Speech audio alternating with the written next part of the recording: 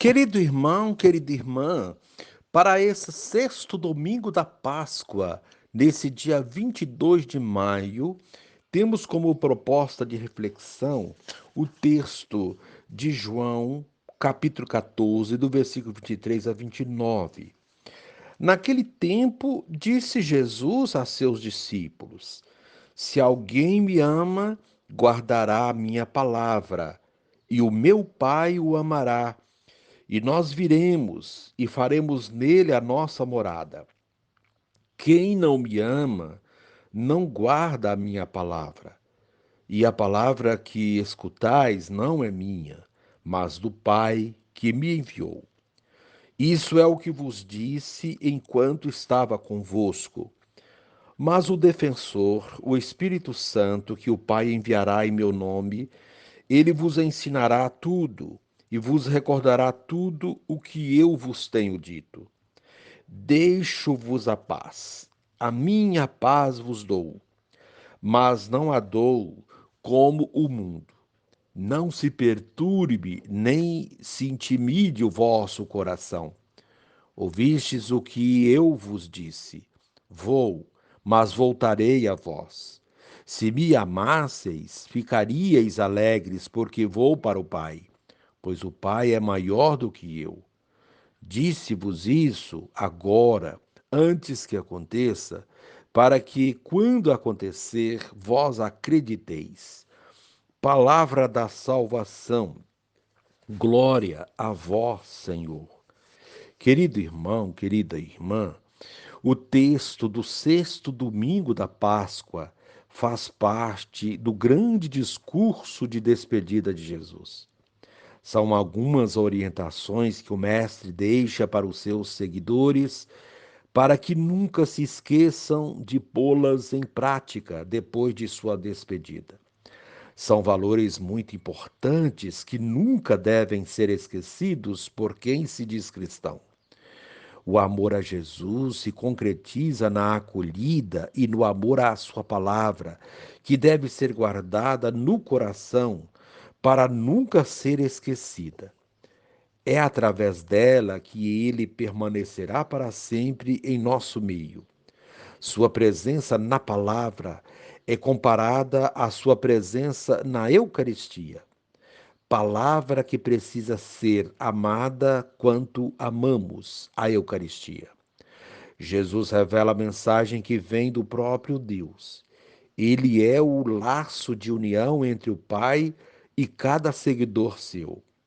Acolhendo e amando a palavra do Mestre, estaremos formando comunhão de vida com Ele e também com seu Pai. Jesus tranquiliza seus discípulos, prometendo-lhes o dom do Espírito Santo. A função do Espírito na comunidade é ensinar e lembrar. Faz recordar e compreender o que Jesus ensinou durante sua vida. É a memória sempre atualizada da prática de Jesus em todos os tempos e lugares. Além disso, promete a paz, dom por excelência. Paz que planifica a vida e que é fruto da justiça. Viver sua paz é rejeitar esquemas de violência e dominação. Querido irmão, querida irmã, Jesus está se despedindo. Duas coisas vão garantir a continuidade de sua missão: o amor do discípulo pelo seu mestre e a ação do Espírito Santo na comunidade. Quem o ama guarda a sua palavra. Guardar é conservar, praticar e anunciar. É o amor a Jesus que sustenta isso. Pensando e agindo como Jesus, o discípulo se torna morada de Deus, lugar onde o Pai e o Filho habitam e se manifestam. Para garantir a continuidade da missão pela mão dos discípulos, Jesus anuncia a vinda do Espírito Santo, que o Pai enviará em seu nome. O Espírito tornará viva a memória de Jesus, ajudará os discípulos a compreenderem suas palavras e animará a missão na comunidade. Querido irmão, querida irmã, a proposta para este dia, invocar o grande animador da missão. Vinde Espírito Santo, e reze assim comigo. Senhor e Mestre, concede-nos a tua paz. Paz aos nossos corações, paz no seio de nossas famílias, paz nos ambientes de trabalho, paz nas escolas, paz nas relações sociais, paz no mundo inteiro. Amém. Querido irmão, querida irmã, dando continuidade à reflexão da palavra de Deus, da liturgia desse sexto domingo da Páscoa, nesse dia 22 de maio, você poderá acompanhar os textos indicados na sua Bíblia, Atos 15, 1 a 2, o versículo 22 a 29, também a segunda leitura, Apocalipse 21, 10 a 14, 22 a 23, o texto do Evangelho de João, capítulo 14, 23 a 29, rezar o Salmo 66. Uma vez que você já ouviu a proclamação do Evangelho com a reflexão, você poderá agora acompanhar a leitura dos Atos dos Apóstolos e uma reflexão que abrange as três leituras. Era um pouco longo, mas vale a pena você dedicar um tempo do seu domingo para ouvir, para meditar na palavra. Naqueles dias, chegaram alguns da Judéia e ensinavam aos irmãos de Antioquia, dizendo: Vós não podereis salvar-vos se não fordes circuncidados, como ordena a lei de Moisés. Isto provocou muita confusão e houve uma grande discussão de Paulo e Barnabé com eles. Finalmente, decidiram que Paulo, Barnabé e alguns outros fossem a Jerusalém para tratar dessa questão com os apóstolos e os anciãos. Então os apóstolos e os anciãos, de acordo com toda a comunidade de Jerusalém, resolveram escolher alguns da comunidade para mandá-los a Antioquia com Paulo e Barnabé. Escolheram Judas, chamado Barsabas, e Silas, que eram muito respeitados pelos irmãos.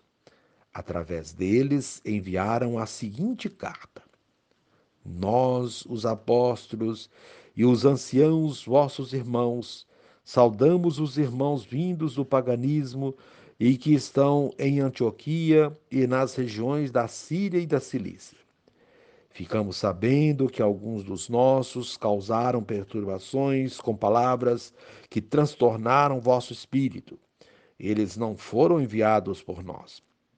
Então decidimos, de comum acordo, escolher alguns representantes e mandá-los até vós, junto com nossos queridos irmãos Barnabé e Paulo, homens que arriscaram suas vidas pelo nome de nosso Senhor Jesus Cristo. Por isso estamos enviando Judas e Silas, que pessoalmente vos transmitirão a mesma mensagem, porque decidimos, o Espírito Santo e nós, não vos impor nenhum fardo, além destas coisas indispensáveis. Abster-se de carnes sacrificadas aos ídolos, do sangue, das carnes de animais sufocados e das uniões ilegítimas. Vós fareis bem se evitardes essas coisas. Saudações. Palavra do Senhor. Graças a Deus. Querido irmão, querida irmã, estamos chegando ao final do tempo pascal. Esta é a sexta semana e a última celebração antes da solenidade da Ascensão do Senhor, que celebraremos no próximo domingo. Assim sendo, o clima é de preparação para esse momento da ida definitiva de Jesus para junto do Pai, cessando as suas sucessivas aparições entre os discípulos e confiando a eles e a todos nós a missão de continuar o que ele ensinou e viveu.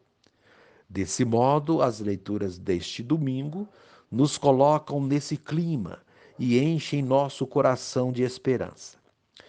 A primeira leitura traz um trecho do livro dos Atos dos Apóstolos, conhecido como o Concílio de Jerusalém. É a igreja missionária dos primeiros cristãos que se organiza de modo institucional, buscando responder aos desafios pastorais que vão surgindo devido à sua expansão e o aumento no número dos fiéis.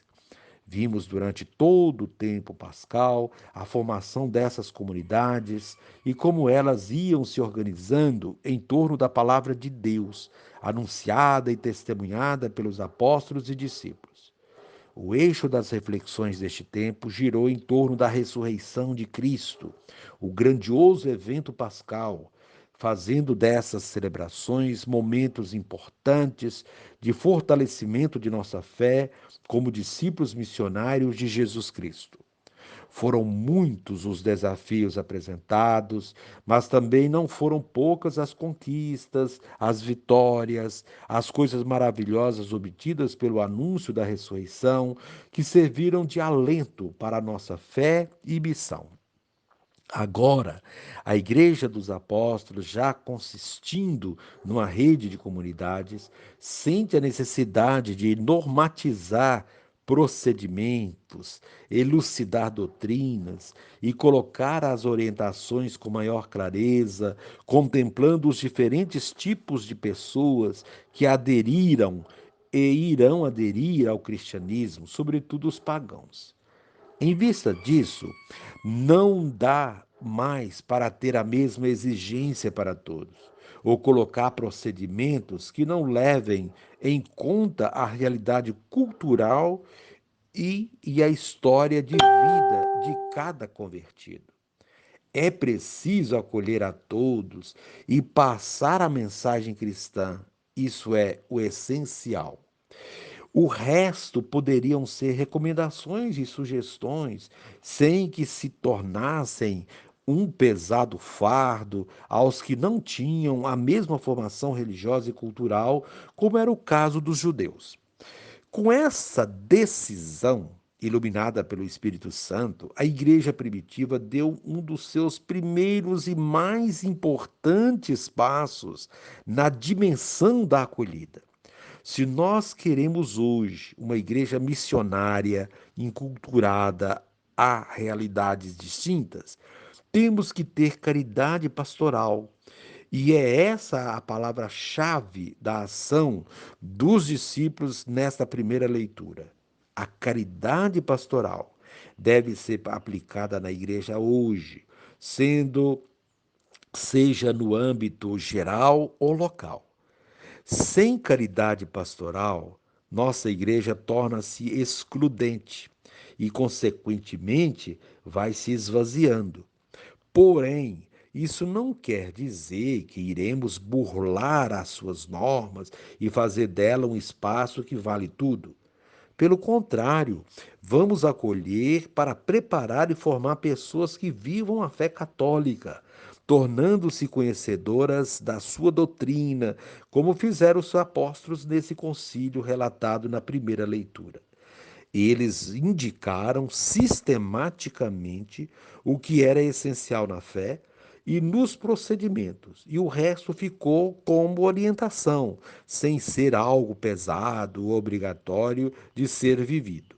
Precisamos ainda hoje ter sempre esse olhar complacente para as nossas realidades, e é o que a igreja tem buscado fazer nos seus concílios e conferências ao longo da história. O Concílio Vaticano II, com seus mais de 50 anos de história, deu passos largos avançando nessa dimensão. As conferências do episcopado latino-americano e caribenho não foram diferentes. Elas trouxeram grandes avanços para a igreja nessa e em outras dimensões, sempre com um olhar de caridade para as situações mais urgentes de nosso continente.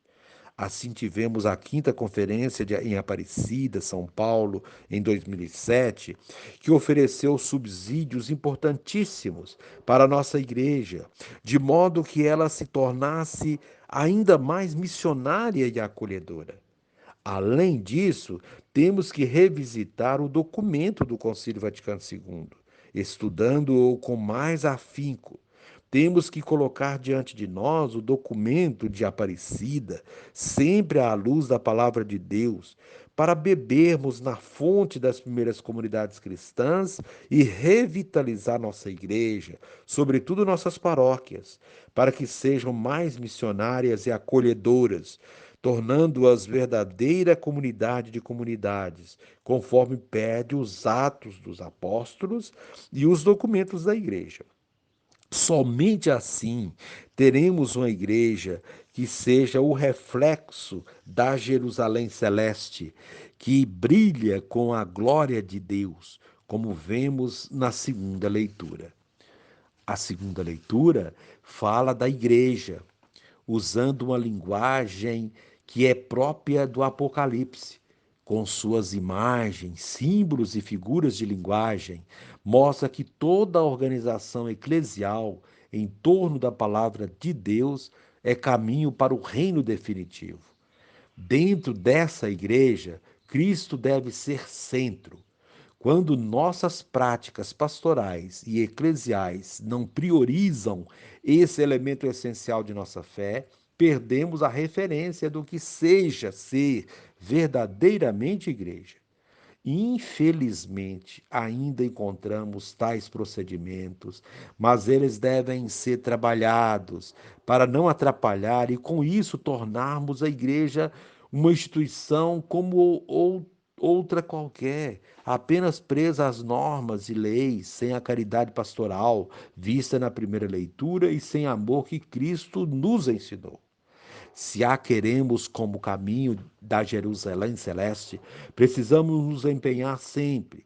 Talvez seja essa a missão primordial que temos para não fazer da igreja um espaço político e de exibição de poder.